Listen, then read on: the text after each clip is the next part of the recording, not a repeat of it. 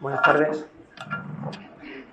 En primer lugar, expresar a Concili mi agradecimiento por invitarme a dar esta clase. Estoy un poquillo con gallo, voy a intentar no soltar demasiado.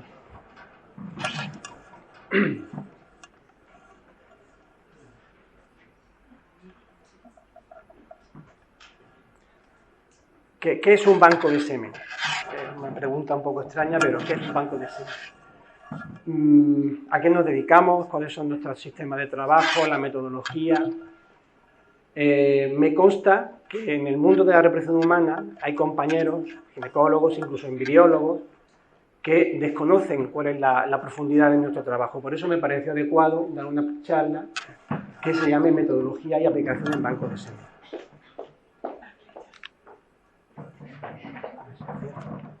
Bien.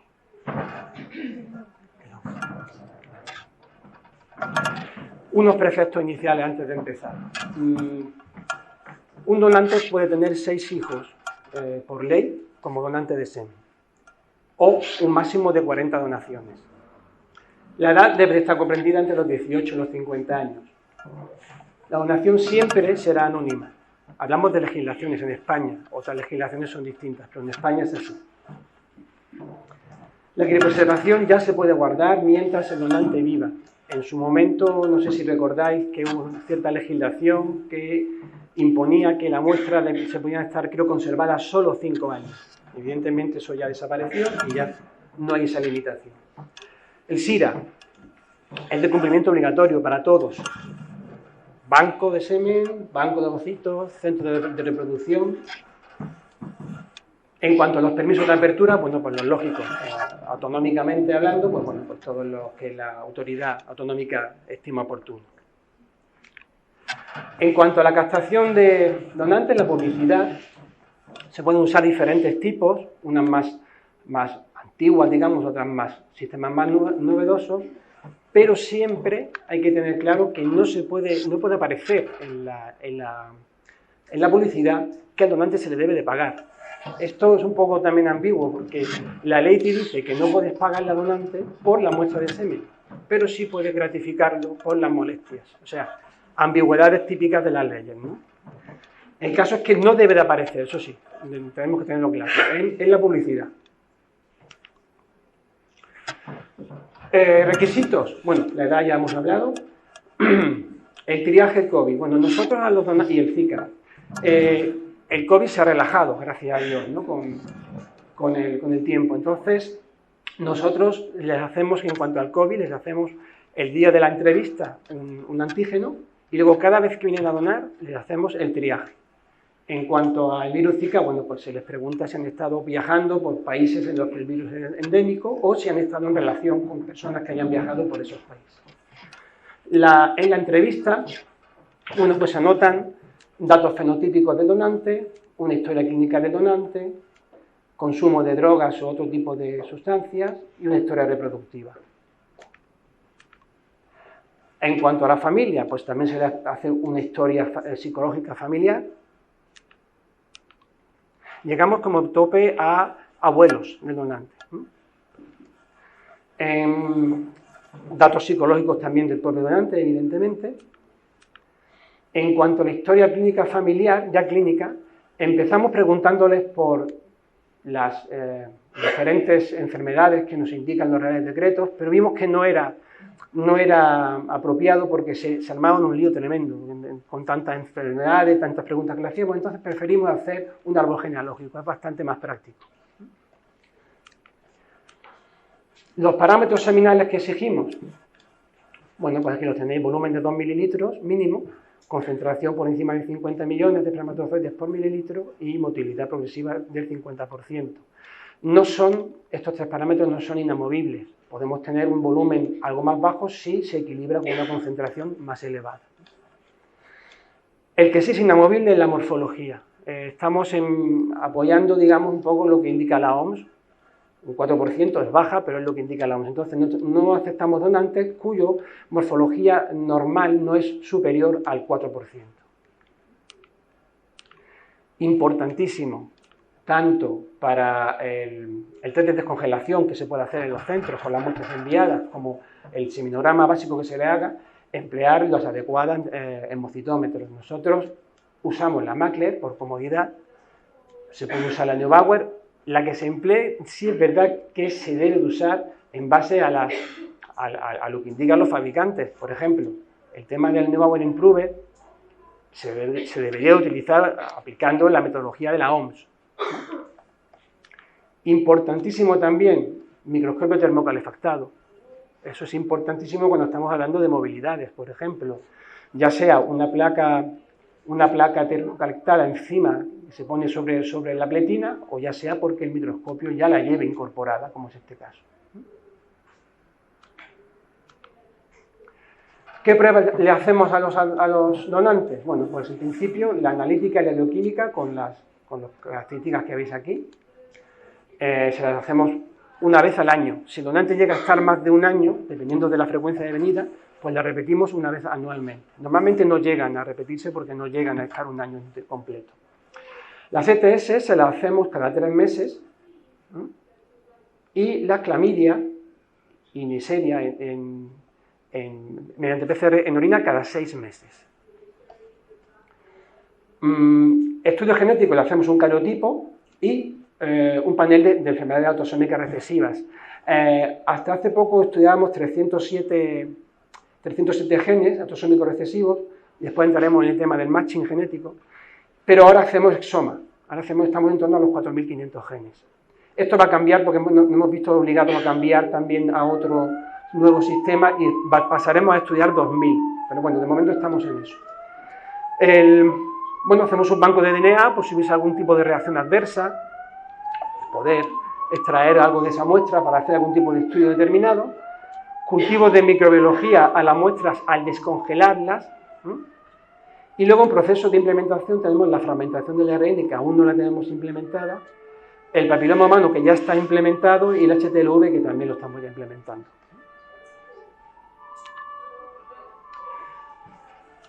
Bueno, nosotros congelamos 2 tipos de muestras en base a la característica seminal. Por un lado, lo que llamamos pajuela ready use, y por otro lado lo que llamamos semen total. La muestra, una vez que llega, ya la deja el donante, la introducimos, nosotros sí la metemos a 37 grados, en un agitador orbital, importantísimo para todo, ya lo sabemos, pero la homogenización de la muestra, sobre todo también cuando vas a hacer, de esa muestra van a salir diferentes pajuelas, deben de ser lo más homogéneas posible. Hay que eliminar mucosidades, hay que eliminar un montón de cuestiones que nos pueden alterar la homogeneidad de las pajuelas de una misma donación. Entonces, una vez que visualizamos la muestra, en base al resultado esto de una cámara Mackler, pues bueno, tenemos, según sea la muestra más de este tipo, aproximadamente con estas características, pues procedemos a hacerle un gradiente de densidad, y a ese gradiente de densidad es lo que vamos a congelar con el medio de congelación. Esas pajuelas se pueden usar para intrauterina, para ICSI, pero no son recomendables para fecundación in vitro. Si por otro lado tenemos una concentración un poquito más superior, aunque sea un volumen inferior, pues procedemos a hacerlas como lo que llamamos semen total, que no hay ningún procesado, simplemente se le echa la misma cantidad de medio crioprotector que volumen seminal tenemos.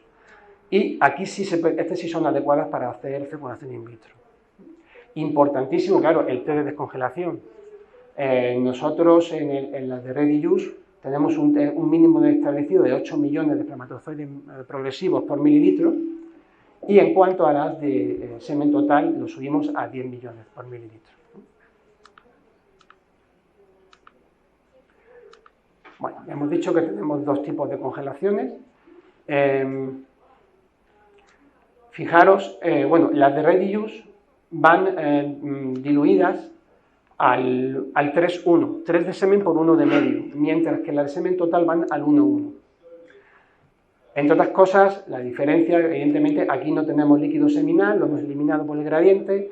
En el caso del crioprotector permeable, el glicerol, tenemos más del doble de porcentaje que las de semen total, y los fabricantes pues, nos indican que ese debe de ser el sistema. 3 de semen por 1 de medio en Ready Use y 1 de semen por 1 de uno de semen por uno de medio en semen total. Ya sabéis, hay infinidad de medios distintos, de cada uno de una manera o de otra. Bueno, como lo he puesto aquí, muy importante para evitar el choque osmótico, siempre echar un par de gotitas, es un vídeo pero no lo voy a poner, un par de gotitas, homogenizar, para evitar ese choque osmótico. Tanto en esa primera que he puesto era de ready use, estas son de semen total, aquí ya veis que está el contenedor de orina con la muestra de semen dentro, en un agitador orbital, que es este, y el operario va echando gota a gota y el mismo agitador orbital es el que va haciendo la homogenización de la muestra. Después se deja 5 minutos en movimiento para terminar la homogenización de la manera más correcta posible. Bueno, nosotros, como soporte, hay varios, nosotros usamos las pajuelas de alta seguridad de CBS. Son de resina ionomérica, son muy flexibles y muy duras, es muy difícil que se puedan romper. Tienen la característica de que se termosellan, tanto por la zona proximal como por la distal, que ahora lo veréis en otra foto. Y bueno, además tienen aquí algo parecido a lo que era antes el polivinilo, lo que se llama alginato, es un polvito que cuando el semen entra en contacto al llegar por la pajuela con él, se vuelve viscoso y también cierra la pajuela internamente.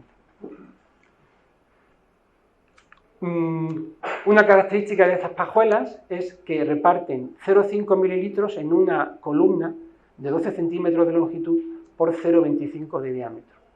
Esto quiere decir que hay una cantidad relativamente pequeña, un volumen pequeño en una superficie muy grande. Por lo tanto, la distribución de la temperatura será bastante más homogénea que en otros soportes y además la transferencia de temperatura será bastante más eficiente. La velocidad de congelación será más eficiente. Contrapartida, las posibilidades de que se descongelen también son mayores. Por lo tanto, mayores que, por ejemplo, los criotubos, aguantan más la descongelación. Por tanto, este tipo de soportes, las pajuelas deben de estar siempre sumergidas en nitrógeno o como mínimo en vapores constantes de nitrógeno. Esta es una ampliación de cómo se ve por lo que es el borde de la pajuela. Bueno, vamos a llenar la pajuela. Nosotros usamos una llenadora termoselladora de PACE de CBS, es una máquina muy importante cuando tienes un volumen de 40 donantes incluso al día donando, ¿no? Entonces, claro, necesitas una máquina que sea muy dinámica, y esta es.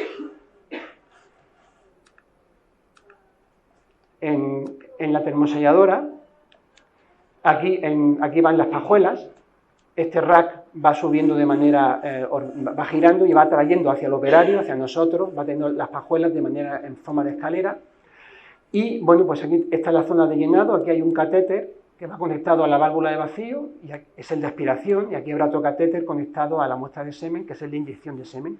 Ahí aspira y se llena la pajuela, y el rack lo acaba trayendo a esta zona que es la de termosellado. Ahí son dos pinzas que termosellan a 156 grados centígrados de temperatura durante 1,5 segundos aproximadamente, y cierra por ambos extremos las pajuelas.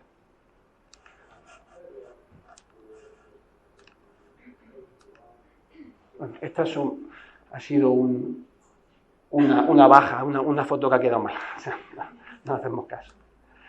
Estos son los catéteres de termosellado, de llenado. Como veis, tienen aquí donde va la pajuela, en este sentido, tiene unos topes en forma de goma y en forma de embudo, lo cual asegura la compactación en ambos extremos y asegura el vacío para que la pajuela pueda aspirar el medio. Estas son las pinzas, las de termosellado, aquí está abierta y aquí está cerrada. Recuerdo que termosellan a 156 grados centígrados. Las pajuelas termoselladas en su zona proximal. Este es el alginato que os comentaba antes. Aquí está ya esta zona que está un poquito más anaranjada, es que ya se ha vuelto viscoso y se ha sellado ahí. Este es el extremo distal de la pajuela, también termoselladas, bueno, están muy ampliadas. Y una importante, deja una menisco de aire para que la termosellación no actúe directamente sobre la muestra de semen. Podría ser contraproducente, entonces por eso se queda este menisco de aire que protege la muestra. Este vídeo sí, es el único, sí lo puedes poner. Aquí vais a ver, esto es la termoselladora vista por detrás.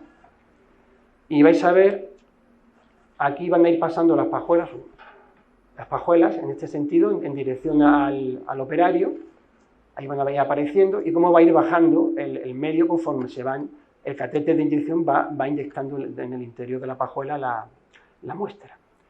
Ahora lo vamos a ver desde el punto de vista del operario, para que veáis un poquito cuál es el proceso. Es un proceso muy continuo, muy dinámico, y esa foto que había ahí que estaba mal era un control de presión que tiene que estar el operario continuamente haciéndolo, porque puede pararlo en cualquier momento el proceso. ¿Veis? Aquí se va llenando, el rack sube, van bajando las pajuelas y aquí se van termosellando. Dinámicamente, de pronto puede haber algún problema, se para sin problema, se rehace y se arregla y se sigue con el proceso.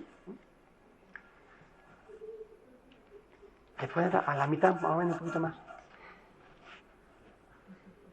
Un poquito más, sí. Bueno. Uy, no. Más o menos por ahí. Por ahí más o menos. Bueno, déjalo, es igual. Sí, ya está. Sí, ya se ha visto la foto, era para que veáis cómo termosellaban, pero ya se ha visto.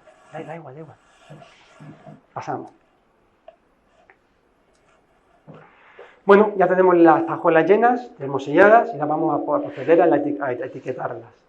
Nosotros usamos unas etiquetas de la marca Brady de vinilo de alta resistencia al nitrógeno. Y bueno, tenemos un par de impresoras. Son autoeditables, tú puedes escribir lo que quieras, darle a print, te lo imprime, por ahí salen las etiquetas, pero lo tenemos conectado mediante un puerto USB al ordenador, a un programa de edición de etiquetas. Esta es una de las impresoras y esta es la otra. Este es el programa, aquí se van a etiquetar 3 pajuelas con el código de donante y este es el código de serie único, nuestro código, el de nuestro centro. No tiene que ver con el código SEC, todavía no, porque es que no nos cabe en la etiqueta, entonces estamos viendo la posibilidad de cómo hacerlo, pero no nos cabe. Entonces, ¿qué pasa? Que nosotros cuando enviamos una muestra, cuando aquí ya tenéis antes de pegar y ya con las pajuelas, ya con la etiqueta pegada perfectamente. Cuando nosotros enviamos una muestra, aquí tenéis el código SEC. Cuando un donante entra en el banco, lo primero que hacemos es darle de alta en el SIRA. Y el SIRA pues no lo acepta. Cada donación que deja se da de alta en el SIRA. Cada soporte, o sea, cada pajuela que da lugar a una donación, también se da de alta en el SIRA. Por lo tanto, evidentemente, cada código de SEC va a ser individual. Entonces, nosotros, cuando enviamos una muestra, en el informe, entonces en una parte del informe aparecen datos fenotípicos de la pareja, datos del donante, aquí hay 3 pajuelas que salen y otra serie de datos, de descongelación y tal. Pues incluimos ese código, que es el código nuestro, ese código es el que nos traza todo el proceso.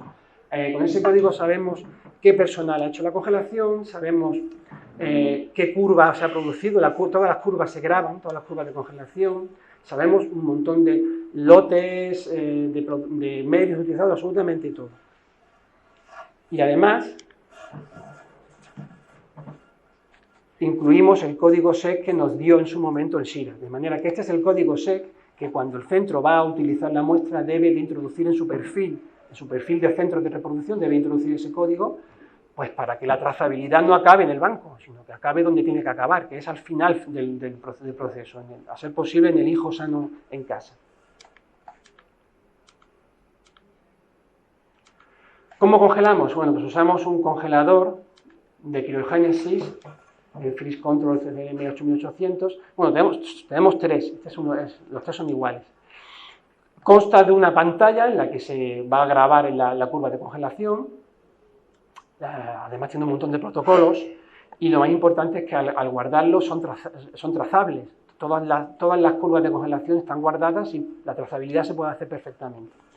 Aquí van las pajuelas en la quirocámara, y para que la quirocámara tiene un sensor de temperatura de platino que va enviando continuamente información al ordenador para que el ordenador aplique el protocolo de manera adecuada. Para que ambos se entiendan, tenemos el Freeze Control, que es el traductor. Además, el Freeze Control también es autónomo. Tú puedes trabajar sin el sin el ordenador. También tienen sus propias curvas de congelación, pero no son trazables, no se pueden archivar como si pasa con las del ordenador. Y por último, pues aquí tenemos el cribaño, que es donde va el nitrógeno, donde va introducida la cribocámara. Estos son algunos de los protocolos que trae, algunos también que hemos ideado nosotros. Hay de todo tipo. Esta es nuestra curva de congelación. Ahora os pondré un gráfico para que le veáis mejor. La sacamos de un protocolo de Mortimer. La cribocámara, la que usamos nosotros, la CC20F, tiene una velocidad máxima de congelación de 8 grados centígrados por minuto. Hay diferentes cámaras con diferentes velocidades de congelación. Este es el interior, le caben 20 pajuelas de las de CBS de alta seguridad. Si son más chiquititas, de 0,25, le pueden caber incluso hasta 20. Así es como se sube, como se baja, con ese émbolo, las pajuelas. El cribaño, dentro del que se introduce la cribocámara y, bueno, y el nitrógeno también. Y esto es una ampliación de lo que es el Philips Control, ¿vale? El cerebro de todo. Hemos dicho antes que usamos dos tipos de congelaciones, la de reduce y la de examen total. Da igual a cuál nos refiramos, la velocidad, la congelación va a ser la misma. Vamos a usar una congelación lenta con estas características, que aquí las tenéis, ¿vale? Son estas mismas de aquí. Y esta es la curva, el color azul, que es la teórica, ¿vale? La curva empieza en 20 grados centígrados, inicia un descenso hasta los 4 grados centígrados a una velocidad de 5 grados centígrados por minuto, se mantiene durante un minuto en una meseta de 4 grados para afianzar un poco esa temperatura, y luego comienza la segunda curva de congelación, que ya es a 8 grados centígrados por minuto, más rápida, que cuando llega a menos 122 grados centígrados bajo cero, es cuando podemos ya sumergir las pajuelas en el nitrógeno líquido. ¿Dónde almacenamos? Pues bueno, los contenedores que usamos son de aire líquido. Nos ha ido siempre muy bien con ellos, llevamos muchísimos años con ellos. El GT40 y el TA40 son contenedores que son de aluminio duro, con doble espacio, entre el que hay un vacío hecho, le caben 40 litros de nitrógeno. Este es el GT40 y este es el TA40, que es exactamente igual, pero tiene un sensor de temperatura y un sensor de nivel de nitrógeno, ¿no? para ir con cuidado y estar pendiente del tema, no se te vaya a quedar sin nitrógeno. Bueno, visto desde arriba, tienen 10 caníster. Y bueno, en base a las características que os he comentado, de volumen, del diámetro del cuello, la evaporación diaria, son contenedores que los fabricantes aseguran que tienen 88 días de autonomía dinámica. Evidentemente nosotros no esperamos a eso. Todas las semanas yo, mediante unas mangueras especiales, rellenamos de nitrógeno los contenedores para que estén hasta arriba de nitrógeno lleno. Estos son los caníster que os comentaba, son de doble altura. Nosotros el piso inferior lo tenemos anulado, no lo usamos. Tenemos unos vasos invertidos y sobre ellos descansan el gobelet con el sistema Margarita encima. ¿Por qué? Porque sacar una muestra de abajo supone sacar primero la de arriba. Con la consiguiente, sacarlo del nitrógeno líquido, ya estás acumulando ahí esas temperaturas demasiado altas y además que se te puede caer. Entonces, en su momento decidimos que el banco de semen nos ocupa el doble de espacio de lo que debería de ser, ¿vale? Porque el inferior no lo tenemos ocupado. Esta es una aplicación del sistema Margarita y aquí con pajuelas de prueba para que veáis un poquito todo lo que es la variación de colores. Esas pajuelas no tenían semen, Bueno, congelando 40 donantes al día, necesitamos un aporte de nitrógeno importante. Gastamos unos 1000 litros de nitrógeno a la semana. 1000 litros de nitrógeno a la semana. Entonces, claro, pues nosotros tenemos una habitación en la que tenemos los contenedores que nos traen de liquid, los autopresurizados, que son los nodrizas, de los que sacamos todo el nitrógeno. Esa habitación tiene un acceso exterior, exclusivamente exterior, con una puerta que está aireada para evitar problemas de anoxia. Estos son los Ranger, tienen una capacidad de 180 litros. Tenemos conectados con un sistema de mangueras criogénicas al interior del centro. Quedaros con el cante de esta luz verde. Ahora os explico el porqué, ¿vale? Por aquí entra el tubo criogénico hasta el laboratorio, al banco, ¿vale? Y bueno, nuestras mangueras de llenado de los contenedores. Esas son las mangueras, y bueno, y al llenar, pues se producen vapores de nitrógeno, evidentemente. Motivo por el cual pasamos al siguiente paso, que es la seguridad en el banco de semen. ¿Qué sistema de seguridad tenemos? Bueno, en primer lugar, tenemos en aquellas habitaciones en las que hay susceptibilidad de que haya anoxia, tenemos medidores de oxígeno anclados a la pared, unidos mediante un sistema de cableado a un sistema electrónico, que ahora lo veréis también. Esos medidores, ¿veis? Esta es parte de la sala de congelación y ahí se ve el banco de semen, que vais a ver, pues esos dos. Realmente hay 4, pero bueno, aquí solo se ven esos dos. Pues van conectados a un sistema de monitorización electrónico que cuando el porcentaje de oxígeno baja por debajo de lo establecido, pues nos avisa con una alarma visual y sonora, para que hagamos, pues, abramos ventanas, activemos un sistema de extracción auxiliar, que es este de aquí. Cuando llenamos, normalmente no está conectado, solo se conecta cuando rellenamos los contenedores por esos vapores de nitrógeno que se forman. Entonces se conecta. Aquí tenéis 1, 2, aunque parezca que está tapada, no está tapada, ahí hay espacio. 3, hay un total de 6, lo que es el banco. Aparte, están los sistemas de seguridad individual, evidentemente, sistemas de antisalpicado para evitar salpicaduras en ojos, en la cara, oxímetros individuales. Las pajuelas siempre se manipulan con pinzas, a ser posible habiéndolas sumergido previamente un poquito en nitrógeno para que también estén frías, evitando así choques térmicos. Y cuando hay que mover algún canastier, algo de más volumen, que ha estado frío, bueno, pues usamos los guantes criogénicos.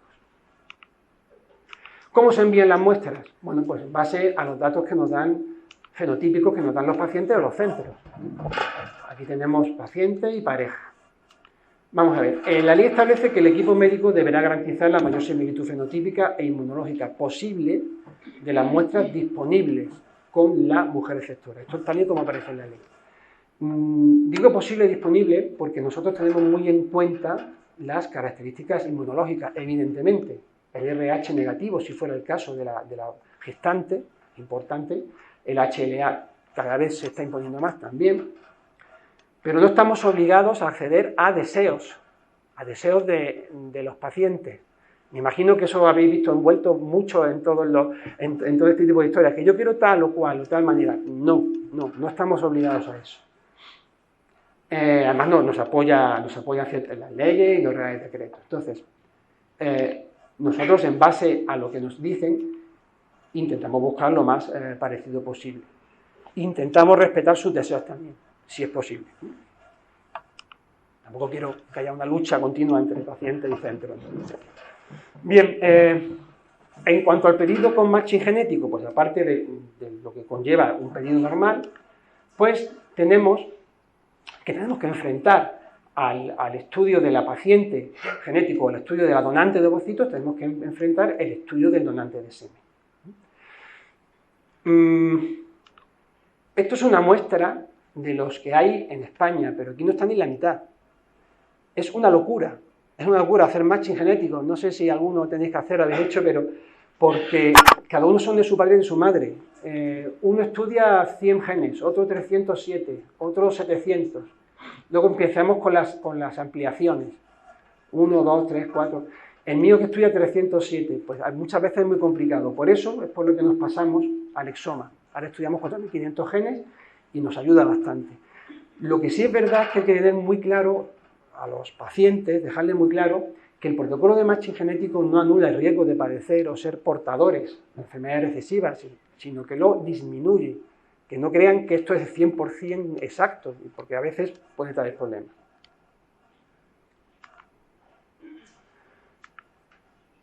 Bueno, esto ya al final. ¿Cómo enviamos las muestras? Pues las muestras las enviamos, aquí tenéis unas pajuelas de prueba, metidas en un mesotubo de 9 centímetros de largo, se rodean con estaño para evitar que se caigan las pajuelas en un posible movimiento extraño del contenedor. Ponemos el nombre de la paciente, el código del donante en el estaño por fuera, Todo eso va en un caníster que va dentro de un contenedor que está homologado para el transporte criogénico. Nosotros usamos dos tipos de contenedores, los de iLiquid, los Voyager 2, y hace años que empezamos ya con los de MV, que es este. Estos contenedores también son de aluminio, bastante duro, también tienen una capa de vacío hecha entre ambas láminas de aluminio, y tienen la característica, por lo que esos son de transporte, que tienen interiormente una especie de bloque que es un sistema poroso, es muy parecido a la piedra pómez, muy parecido, que absorbe nitrógeno, lo absorbe, de manera que cuando se gasta, aquí donde va la muestra, cuando se gasta el nitrógeno líquido que queda eficiente del contenedor, se acaba evaporando, este sistema va a mantener durante bastantes días la muestra sometida a vapores de nitrógeno líquido. Por esas características, bueno, este es más bien de la familia Voyager, aunque no es un Voyager porque no tiene sistema poroso, pero bueno, esto sí es igual. Es un corte para que veáis, aparte del vacío que se hace entre las dos capas de aluminio, tiene una multicapa. Estos son como papeles de fumar, de fino, papel celulosa, papel de aluminio, papel celulosa, papel de aluminio, así cientos, que también aumenta el aislamiento.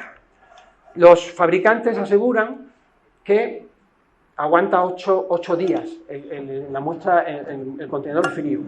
Hay que entender que no son contenedores de almacenaje, son de transporte. Por lo tanto, no hay que intentar llegar a esos 8 días. Si la muestra llega al centro y tiene su propio banco, lo lógico es que guarde la muestra en su propio banco. Y si no, pues que le dé uso lo más antes posible. Que no, pues que le eche nitrógeno. Pero no son contenedores de almacenaje, eso es muy importante.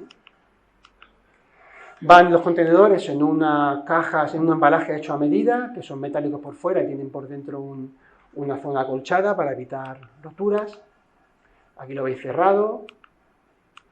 Este es el cierre, un cierre de seguridad que tiene, con una doble argolla en la que va la presilla, la famosa presilla. La presilla no es infalible, se puede romper por el camino. Se puede incluso abrir de manera malintencionada porque son de plástico. Lo importante es que lleva un código. Entonces, en el informe que os enseñaba antes, aparte de todos los datos, también va a aparecer ese código. De manera que si al centro le llega la muestra y no coincide el código de la etiqueta de la presilla con el que aparece en el informe, nos lo debe hacer saber porque puede haber habido algún tipo de manipulación. Y entonces, haciendo devolver, nosotros enviaríamos otra, si es posible, también depende de la premura del ciclo. Bueno, esto es un día de normal, 41 contenedores, tened en cuenta que van a 41 centros distintos. Tened en cuenta que muchos centros nos piden 2 o 3 muestras en un solo envío. O sea, aquí podía haber, no es raro un día que salgan 70 muestras, ¿vale? A toda España. Todo sea por tener niños en el mundo, ¿no? Bueno, y ya por último, las bajas que tenemos. De vez en cuando hacemos un estudio y vemos, bueno, tiramos pajuelas que no pasan el control. ¿Por qué?